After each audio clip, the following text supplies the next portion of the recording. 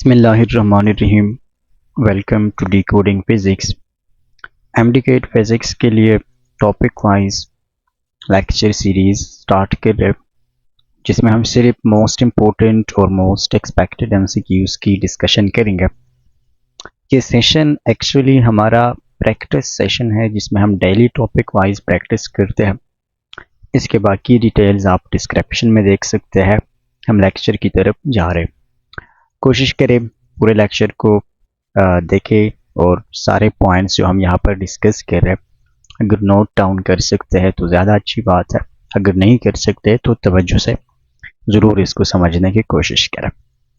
चलिए स्टार्ट करते हैं। पहला क्वेश्चन नंबर 1, और क्वेश्चन नंबर 1 है कि 2 पॉइंट चार्जेस +2 माइक्रोकूलम और +3 microcoulomb are placed 30 centimeter apart in vacuum. What is the magnitude of the electrostatic force between them? 2 point charges है, एक 2 माइक्रोकूलम है और एक 3 माइक्रोकूलम है, और दोनों 30 सेंटीमीटर अपार्ट है। 30 सेंटीमीटर को तो सबसे पहले मीटर में कन्वर्ट कर लेंगे, तो ये मीटर में इक्वल है 0.3 मीटर का। ठीक है, और हमने इन दोनों की बिटवीन इलेक्ट्रोस्टैटिक फोर्स को फाइंड करना है। तो कैसे करेंगे? कूलम्स लॉ से करेंगे, और हमें पता है कि electrostatic force is equal to K times Q1 Q2 divided by R square. ठीक है, अब K की वैल्यू आपको याद रखनी होगी कि K की वैल्यू है 9 multiply by 10 to the power 9 newton meter square पर कूलम स्क्वायर है, लेकिन यूनिट को फिलहाल के लिए छोड़ दे, हम सिर्फ कैलकुलेशन करते हैं। 2 माइक्रोकूलम को हम लिख सकते हैं 2 multiply 10 to the power -6, coulomb को भी छोड़ दें, और 3 माइक्रोकूलम को हम लिख सकते हैं 3 मल्टीप्लाई 10 टू द पावर -6। ठीक है, ये के Q1 Q2 हो गया, और R स्क्वायर 0.3 का हम लेंगे स्क्वायर। ये हो गया हमारा फार्मूला में वैल्यू पुटिंग। अब इसको सॉल्व करते हैं तो आसान तरीके ये है, शायद आपको मुश्किल लग रहा हो कि इसको हम बगैर कैलकुलेटर के कैसे सॉल्व आउट करेंगे, लेकिन ये बहुत इजी है। इजी ये है कि 9, 2 और 3 को पहले मल्टीप्लाई करें। 2 to 3 6 और 9 के साथ मल्टीप्लाई करेंगे तो ये बन जाएगा 54।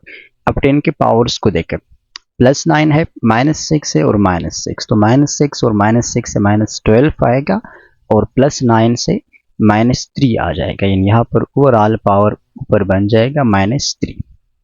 ठीक है, और 0.3 का अगर हम स्क्वायर लेंगे तो याद रखिए जब भी कोई नंबर 1 से स्मॉलर हो, यानी पॉइंट्स में हो, और हम उसका स्क्वायर लेंगे या 3 पावर लेंगे या 4 पावर लेंगे, तो वो और भी स्मॉलर होता जाएगा, यानी उसकी वैल्यू मजीद स्मॉलर होती जाएगी। यानी 3 का स्क्वायर 9 है, तो 9 ही हमारे आंसर में आएगा, लेकिन 0.09 आएगा, स्मॉलर होगा ये वैल्यू। तो 0.3 का स्क्वायर क्या है? 0.09 है।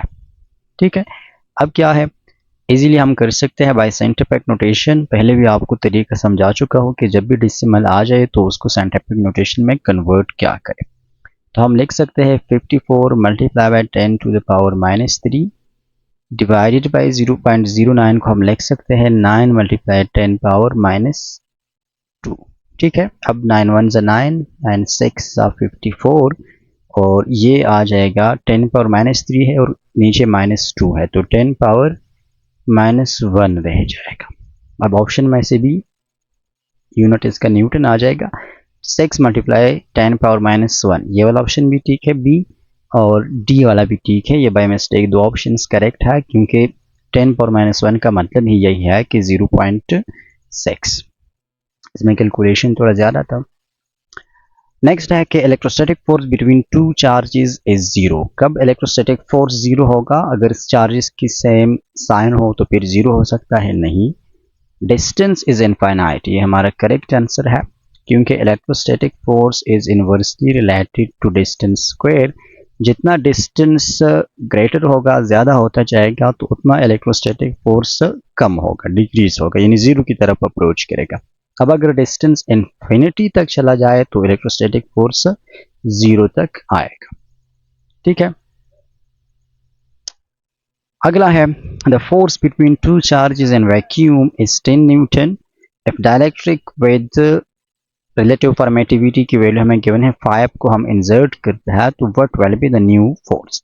अगर दो चार्जेस के बिटवीन फोर्स है 10 न्यूटन और इनके दरमियान हम एक ऐसा मीडियम रखते हैं जिसका रिलेटिव डाइलेक्ट्रिक कांस्टेंट या इसको हम कहते हैं रिलेटिव परमिटिविटी 5 है, तो फिर न्यू फोर्स क्या होगा। तो याद रखिए जब भी हम डाइलेक्ट्रिक को इंसर्ट करते हैं तो न्यू फोर्स इक्वल होता है एग्जिस्टेंस फोर्स के यानी फोर्स इन वैक्यूम के डिवाइडेड बाय रिलेटिव परमिटिविटी। तो अब हमारा इनिशियल फोर्स था 10 न्यूटन और रिलेटिव परमिटिविटी की वैल्यू 5 है, तो द आंसर इज 2 न्यूटन।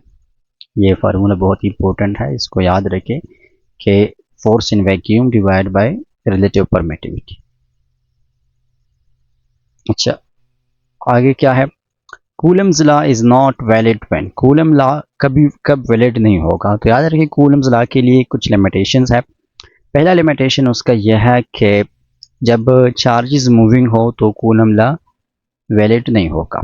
दूसरा लिमिटेशन यह है कि जब चार्जेस की जो सिमेट्री है वो इस तरह हो, यानी कि पॉइंट चार्जेस जब ना हो, आसानी से लिख देंगे, जब पॉइंट चार्जेस ना हो तो कूलम्स लॉ वैलिड नहीं होगा। और तीसरा लिमिटेशन यह है कि जब डिस्टेंस वेरी वेरी स्मॉलर हो, मतलब बिल्कुल न्यूक्लियस के साइज में, एटम का जो न्यूक्लियस होता है उसके साइज में हो, चार्जेस इतने करीब हो, तो फिर भी कूलम्स लॉ वैलिड नहीं होगा। तो इस वाले केस में when charges are moving with acceleration तो फिर कूलम्स लॉ वैलिड नहीं है, क्योंकि फिर मैग्नेटिक फील्ड भी प्रोड्यूस होता है और कूलम्स लॉ बहुत एक सिंपलर फॉर्म है। अगला है the distance between two charges is half, अगर हम डिस्टेंस को हाफ करेंगे तो इलेक्ट्रोस्टैटिक फोर्स क्या होगा। हमें पता है कि इलेक्ट्रोस्टैटिक फोर्स डिस्टेंस के स्क्वायर के साथ रिलेटेड है। अगर डिस्टेंस को हाफ करेंगे तो इलेक्ट्रोस्टैटिक फोर्स इंक्रीज होगा हाफ के स्क्वायर टाइम्स, हाफ के स्क्वायर टाइम का मतलब है कि 4 टाइम्स उसमें इंक्रीज आएगा। अगला है electrostatic force is electrostatic force कौन सा फोर्स है, क्या ये कंटैक्ट फोर्स है। नो बिल्कुल भी नहीं। कंडक्ट फोर्स इसलिए नहीं है क्योंकि इसके लिए ज़रूरी नहीं कि दोनों चार्जेस एक दूसरे के साथ टच में हो। शॉर्ट रेंज फोर्स बिल्कुल भी नहीं, शॉर्ट रेंज फोर्स नहीं है, दो चार्जेस कितने भी दूर हो वो उनके दरमियान इलेक्ट्रोस्टैटिक फोर्स होगा। और ग्रेविटेशनल फोर्स भी उनके बिटवीन होता है। नॉन सेंट्रल फोर्स ये हमारा करेक्ट आंसर नहीं है, ठीक है, ये नॉन सेंट्रल भी नहीं। नॉन सेंट्रल का मतलब यह है कि अगर ये चार्ज 1 है और ये चार्ज 2 है तो इलेक्ट्रोस्टैटिक फोर्स हमेशा इन दोनों के बिटवीन जो सेंट्रल लाइन है इस लाइन के अलोंग इलेक्ट्रोस्टैटिक फोर्स होता है, और इस वजह से हम इस ऐसे फोर्सेस को कहते हैं सेंट्रल फोर्स। तो electrostatic force is a central force, it is not non central force नहीं है बल्कि ये सेंट्रल फोर्स है। डी ऑप्शन है इज अ कंजर्वेटिव फोर्स, तो ये ठीक है, इलेक्ट्रोस्टैटिक फोर्स एक कंजर्वेटिव फोर्स है। यूनिट ऑफ कूलम्स कांस्टेंट के का यूनिट क्या है, तो इजीली हम फाइंड कर सकते हैं कूलम लॉ से, के Q1 Q2 divide by are square. के लिए सॉल्व करें तो के इज इक्वल टू, ये इधर जाकर इसके साथ मल्टीप्लाई हो जाएगा और Q1 Q2 आ जाएगा। अब फोर्स का यूनिट न्यूटन है, आर का यूनिट डिस्टेंस का यूनिट मीटर है और इस पर स्क्वायर आ जाएगा, और नीचे 2 दफ़ा चार्ज का यूनिट कूलम है तो कूलम स्क्वायर।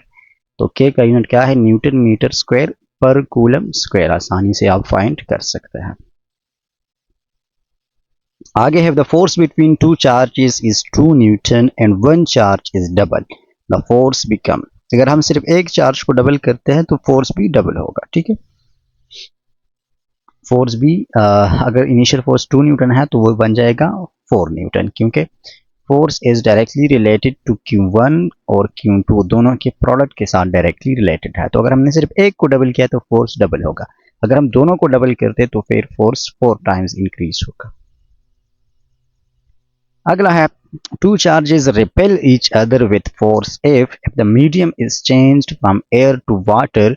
वही वाला क्वेश्चन है जिसका रिलेटिव परमिटिविटी 80 है, तो न्यू फोर्स क्या हो जाएगा, वो एग्जिस्टेंस फोर्स डिवाइडेड बाय 80 हो जाएगा, यानी कि divide by relative permittivity. Next direction of electrostatic force on a positive test charge is, positive test charge पर इलेक्ट्रोस्टैटिक फोर्स की डायरेक्शन कौन सा तरफ होगा, तो always towards the source charge, अगर ये टेस्ट चार्ज है और suppose this one is source charge. तो इस केस में इलेक्ट्रोस्टैटिक फोर्स का डायरेक्शन क्या होगा, दोनों सेम चार्जेस है तो ये रिपेल करेंगे एक दूसरे को। तो टेस्ट चार्ज पर इसका डायरेक्शन क्या होगा, इस वाला डायरेक्शन, यानी away from the source charge. अब अगर ये टेस्ट चार्ज है और सोर्स चार्ज नेगेटिव है तो इस केस में क्या होगा, इलेक्ट्रोस्टैटिक फोर्स इस टेस्ट चार्ज पर इस डायरेक्शन में होगा क्योंकि अट्रैक्शन होगी दोनों के बिटवीन। तो ये डिपेंड करता है नेचर ऑफ चार्जेस पर कि चार्जेस का नेचर क्या है। ठीक है, तो अवे और टुवर्ड दोनों ठीक है, लेकिन डिपेंड करता है कि हमारा सोर्स चार्ज का नेचर क्या है, बल्कि टेस्ट चार्ज के नेचर पे भी डिपेंड करता है। अच्छा, द वैल्यू ऑफ के 1/4 इज अप्रॉक्सीमेटली, तो 9 × 10⁻9 न्यूटन मीटर स्क्वायर पर कूलम स्क्वायर। वैल्यू इंपॉर्टेंट है, इसको याद रखें। अगला है electrostatic force acts along the line joining two charges. दो चार्जेस जिस लाइन से ज्वाइन होते हैं तो उसके अलोंग ही इलेक्ट्रोस्टैटिक फोर्स एक्ट करता है।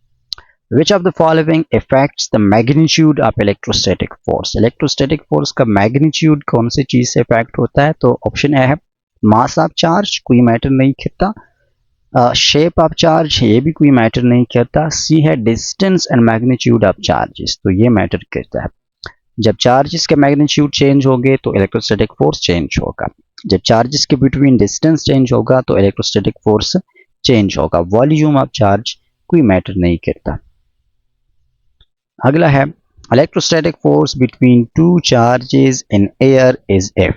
एयर में दो चार्जेस के बिटवीन इलेक्ट्रोस्टैटिक फोर्स एफ है, तो what will be the force if charges are placed in a medium of dielectric constant के।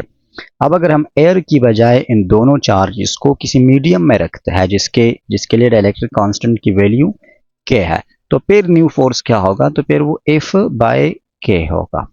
ठीक है, अगर एयर में F है और मीडियम में हमने फाइंड करना है तो F/K होगा। इस पर बहुत सारे क्वेश्चन पूछे जा सकते हैं कि हम वाटर में रखते हैं और वाटर की K की वैल्यू ये है तो फिर न्यू फोर्स क्या होगा, तो सिंपली जो फोर्स एयर में है उसको K के ऊपर डिवाइड करें, you will get the new force. Next है electrostatic force between two charges varies directly with. Directly electrostatic force का ताल्लुक किस चीज के साथ है, तो डायरेक्टली वो प्रोडक्ट ऑफ चार्जेस के साथ है, और इनवर्सली रिलेटेड है स्क्वायर ऑफ डिस्टेंस के साथ। 2 point charges of equal magnitude but opposite sign are placed to fix distance. The electric field at the midpoint between them is। 2 point charges है और उनकी साइन अपोजिट है, यानी एक positive charge है और एक नेगेटिव चार्ज है। ठीक है, अगर हम इनके बिटवीन मिड पॉइंट पर इलेक्ट्रिक फील्ड को फाइंड करेंगे तो वो क्या होगा, और रिमेंबर ऑप्शन में सिर्फ इलेक्ट्रिक फील्ड के डायरेक्शन की रिलेटेड बात है, इसके मैग्नीट्यूड की बात नहीं है इन इस मिड पॉइंट पर। तो देखिए इलेक्ट्रिक फील्ड की डायरेक्शन हमेशा फ्रॉम पॉजिटिव टू नेगेटिव होती है, इस डायरेक्शन में इलेक्ट्रिक फील्ड होगा, और दोनों अपोजिट चार्जेस है तो यहाँ पर डबल होगा इलेक्ट्रिक फील्ड, यानी दोनों चार्जेस से। मैग्नीट्यूड से हमारा काम नहीं है, बस डायरेक्शन की बात है, तो टुवर्ड्स द नेगेटिव चार्ज होगा, towards the negative charge option C है। ठीक है, बैकग्राउंड में कुछ आवाजें शायद आपको आ रही हो तो उसके लिए माजरत। Question number 17, if the distance between two charges is half तो इलेक्ट्रोस्टैटिक फोर्स बिकम 4 टाइम्स। ये तो ऑलरेडी हमने कर लिया, रिपीटिशन है। Electrostatic force is different from gravitational force because. Gravitational force और इलेक्ट्रोस्टैटिक फोर्स में फर्क क्या है, डिफरेंट क्यों है, ये इसलिए डिफरेंट है क्योंकि electrostatic force can both be attractive and repulsive. ये अट्रैक्टिव भी हो सकता है, रिपल्सिव भी हो सकता है। जब सेम चार्जेस हो तो इलेक्ट्रोस्टैटिक फोर्स इज रिपल्सिव, और जब डिफरेंट चार्जेस हो तो फिर electrostatic force is attractive. Gravitational force जो है वो हमेशा अट्रैक्टिव इन नेचर होता है, वो रिपल्सिव नहीं होता। तो इस पॉइंट पर इलेक्ट्रोस्टैटिक फोर्स और ग्रेविटेशनल फोर्स दोनों एक दूसरे से अलग अलग है। नेक्स्ट है which of the following is true about electrostatic force. Electrostatic force के बारे में ट्रू क्या है, तो इसका मतलब है कि 3 बातें इसके अकॉर्डिंग गलत होगी और एक वो ट्रू होगा। It acts on stationary charges only. तो क्या इलेक्ट्रोस्टैटिक फोर्स सिर्फ स्टेशनरी चार्जेस पे एक्ट करता है, ये बात सही या गलत है, तो ये गलत है। देखिए हमने रिसेंटली बात की कि अगर चार्जेस रेस्ट में नहीं है तो कूलम्स लॉ वैलिड नहीं होगा दोनों चार्जेस के बिटवीन इलेक्ट्रोस्टैटिक फोर्स को फाइंड करने के लिए। अब कूलम्स लॉ के वैलिड ना होने का मतलब ये नहीं है कि इलेक्ट्रोस्टैटिक फोर्स ही नहीं होगा, इलेक्ट्रोस्टैटिक फोर्स एक्ट करेगा, लेकिन उसको फाइंड करने के लिए कूलम्स लॉ सफिशिएंट नहीं है। हम कूलम्स लॉ का एक बहुत एडवांस्ड वर्जन यूज करेंगे जो डिफरेंशियल फॉर्म है, मैक्सवेल इक्वेशंस में अल्टरनेटिंग करंट में आपने पढ़ा होगा, तो वो वाला शक्ल हम कूलम्स लॉ का यूज करेंगे, ये सिंपलर फॉर्म यूज नहीं करेंगे। और इलेक्ट्रोस्टैटिक फोर्स वो होगा, वो मतलब उसका प्रेजेंस होगा। दूसरा, it is not a central force, तो ये भी गलत है। सी है, it depends on the medium between charges, electrostatic force medium पर डिपेंड करते हैं, तो ये बात बिल्कुल ठीक है। इलेक्ट्रोस्टैटिक फोर्स जैसे ही दो चार्जेस के बिटवीन मीडियम चेंज होता है तो इलेक्ट्रोस्टैटिक फोर्स की वैल्यू भी चेंज होती है। डी है, it is independent of magnitude of charges, तो ये भी गलत है। अगला है, if two charges are placed in vacuum and experience force F, what will be the force if the same charges are placed in water, तो अगर हम वाटर में रखेंगे तो F by 80 हो जाएगा सिंपली। 21 है, the direction of electrostatic force and a charge is determined bye, direction को हम किस तरह फाइंड कर सकते हैं? क्या मैग्नीट्यूड ऑफ चार्ज से फाइंड करेंगे? बिल्कुल भी नहीं। क्या डायरेक्शन ऑफ इलेक्ट्रिक फील्ड से हम इसको फाइंड कर सकते हैं? तो डायरेक्शन ऑफ इलेक्ट्रिक फील्ड से फाइंड कर सकते हैं, लेकिन इलेक्ट्रोस्टैटिक फोर्स और इलेक्ट्रिक फील्ड की डायरेक्शन हमेशा सेम नहीं रहती। अब इस केस में देखिए, जब अपोजिट चार्ज है तो इलेक्ट्रोस्टैटिक फोर्स का डायरेक्शन क्या है? फ्रॉम पॉजिटिव टू नेगेटिव है। ये इलेक्ट्रिक फील्ड का डायरेक्शन है, लेकिन इलेक्ट्रोस्टैटिक फोर्स का डायरेक्शन ये नहीं है। इलेक्ट्रोस्टैटिक फोर्स का डायरेक्शन दोनों एक दूसरे की तरफ खींचेंगे, ठीक है। पॉजिटिव चार्ज के लिए इलेक्ट्रोस्टैटिक फोर्स टुवर्ड्स नेगेटिव है, नेगेटिव के लिए टुवर्ड्स पॉजिटिव है, जबकि इलेक्ट्रिक फील्ड की डायरेक्शन हमेशा फ्रॉम पॉजिटिव टू नेगेटिव होगी, ठीक है। तो इलेक्ट्रिक फील्ड से हम इसको डायरेक्टली फाइंड नहीं कर सकते। टाइप ऑफ अदर चार्ज इस पे डिपेंड करता है। इलेक्ट्रोस्टैटिक फोर्स की डायरेक्शन इस बात पे डिपेंड करता है कि अगर ये पॉजिटिव चार्ज है तो दूसरा चार्ज अगर पॉजिटिव हो तो डायरेक्शन क्या होगा? अवे फ्रॉम द चार्ज होगा, ये वाला डायरेक्शन होगा, रिपेल करेंगे एक दूसरे को। अगर ये सोर्स चार्ज है और ये टेस्ट चार्ज है तो फिर direction towards the source charge होगा, फिर अट्रैक्ट करेंगे। तो ये डिपेंड करता है कि दूसरा चार्ज पॉजिटिव है या नेगेटिव है, यानी कि उसका नेचर क्या है। अच्छा जनाब, आगे जाते हैं। Which of the following effects electrostatic force between two charges the most, सबसे ज़्यादा कौन सा चीज़ ज़रूरी है? तो सबसे ज़्यादा डिस्टेंस बिटवीन चार्जेस ज़रूरी है। क्यों ज़रूरी है? क्योंकि वहाँ पर स्क्वायर का रिलेशन है, तो ये थोड़ा सा भी इधर उधर होगा तो स्क्वायर के साथ फोर्स चेंज होगा। Electrostatic force acts along the lines wearing the centres of two charges, this means the force is central. Next step, three charges are placed at the corners of an equilateral triangle. The net force on one charge due to the other two is. अब ये थोड़ा सा conceptual है।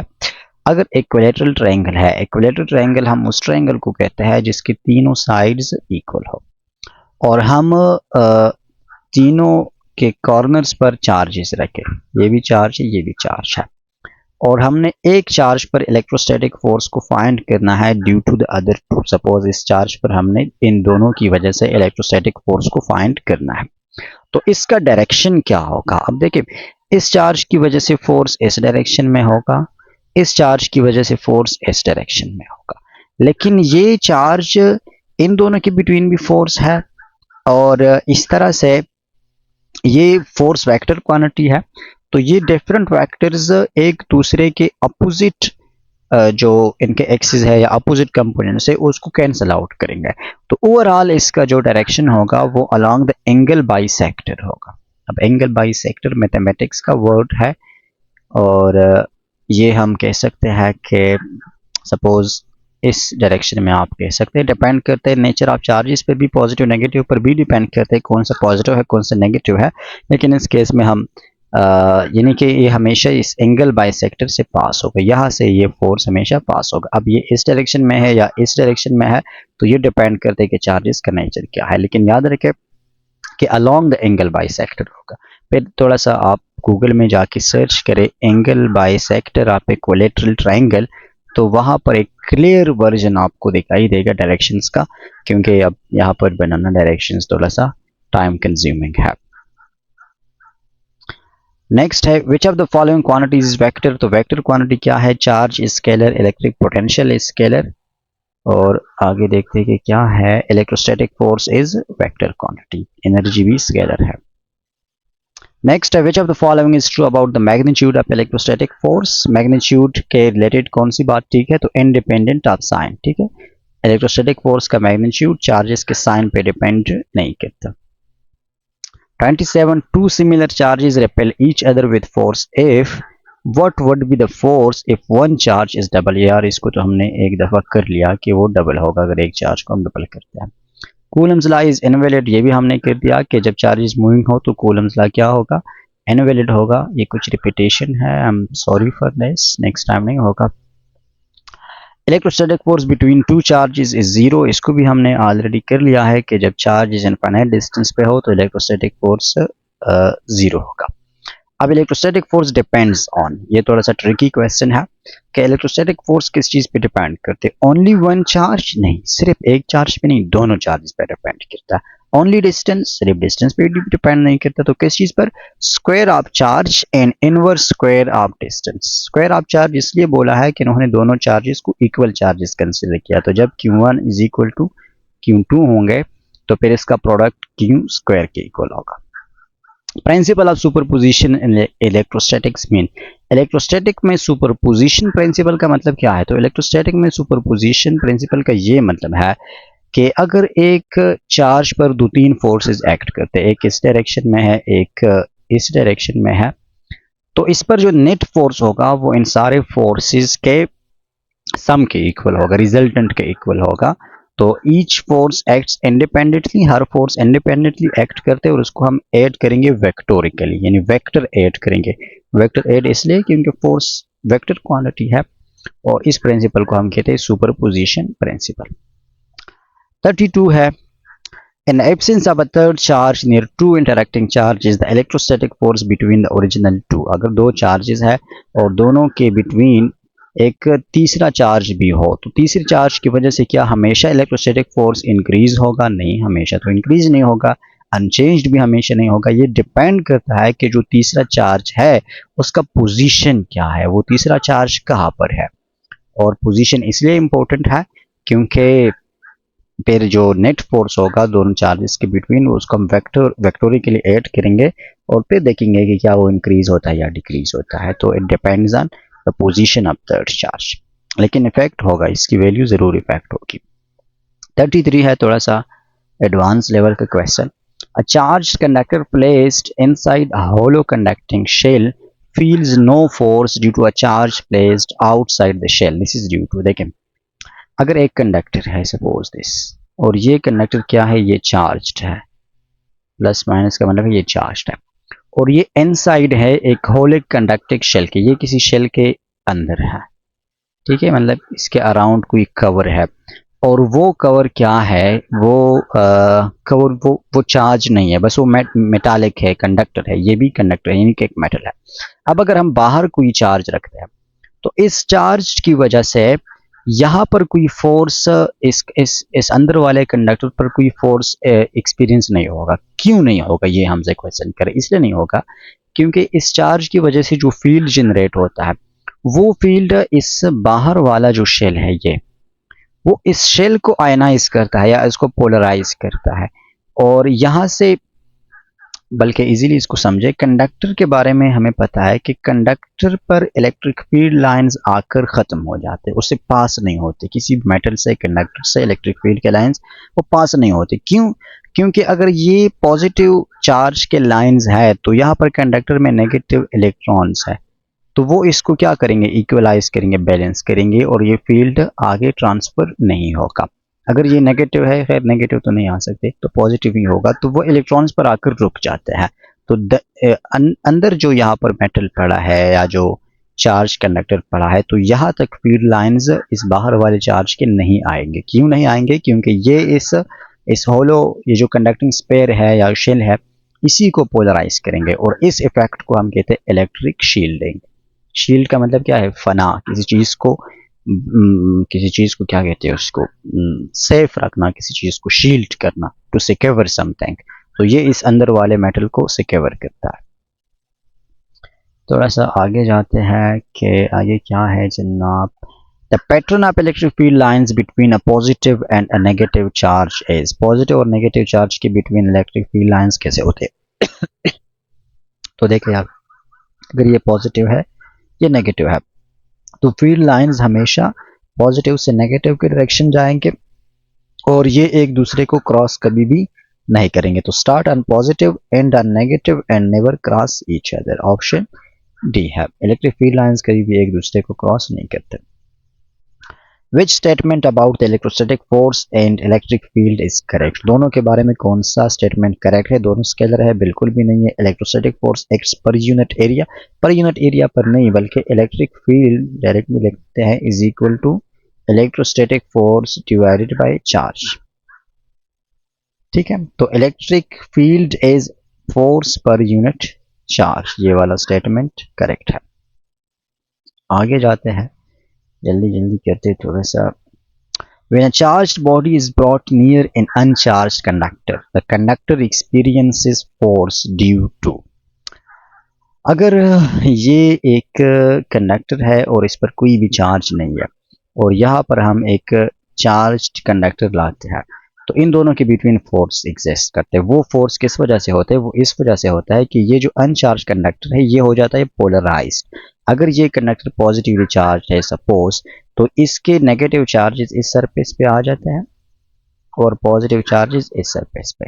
इस phenomenon को हम कहते हैं पोलराइजेशन, और इस पोलराइजेशन की वजह से दोनों के बिटवीन प्रोड्यूस हो जाता है इलेक्ट्रोस्टैटिक फोर्स। तो this is due to the polarization. 37 है, electrostatic force between two charged bodies will be zero. यार इसको तो 2 दफा कर दिया, खैर अभी ये डिफरेंट है। इलेक्ट्रोस्टैटिक फोर्स दो चार्जेस के बिटवीन जीरो होगा। कब जीरो होगा? One of the charge is neutral. ये वाला ऑप्शन यहाँ पर ठीक है, इसके ऑप्शंस डिफरेंट है।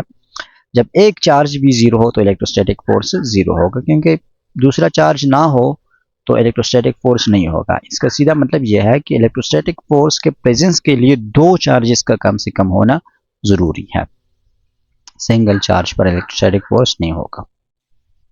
38 है, which of the following best compares electrostatic and magnetic force. ये मेरे बैकग्राउंड में वो जबरदस्त आवाज शायद आपको आ रही हो, it is a dog barking, क्योंकि मैं फील्ड्स में बैठ कर रिकॉर्ड कर रहा हूँ। Which of the following best compares electrostatic और मैग्नेटिक फोर्स का बेस्ट कंपैरिजन हमसे मांग रहा है। तो बेस्ट कंपैरिजन यह है कि दोनों फोर्सेस जो है वो विदाउट कांटेक्ट है, यानी दोनों forces action at a distance force हम इसको कहते हैं, या नॉन कांटेक्ट फोर्स हम कहते हैं इसको। 39 a charged object exert a force on a nearby neutral insulator because of। एक चार्ज कंडक्टर है और वो नियर बाय इंसुलेटर पर या न्यूट्रल इंसुलेटर पर फोर्स लगाता है। किस वजह से? तो वो भी पोलराइजेशन विद इन एटम्स की वजह से ही होता है कि जो इंसुलेटर होगा तो इसमें एटम्स तो है, चाहे वो इंसुलेटर है लेकिन उसमें एटम तो मौजूद है। अब एटम में क्या होगा? पोलराइजेशन होगा, पोलराइजेशन की वजह से फोर्स होगा, लेकिन ये बहुत ही मिनिमम फोर्स होगा।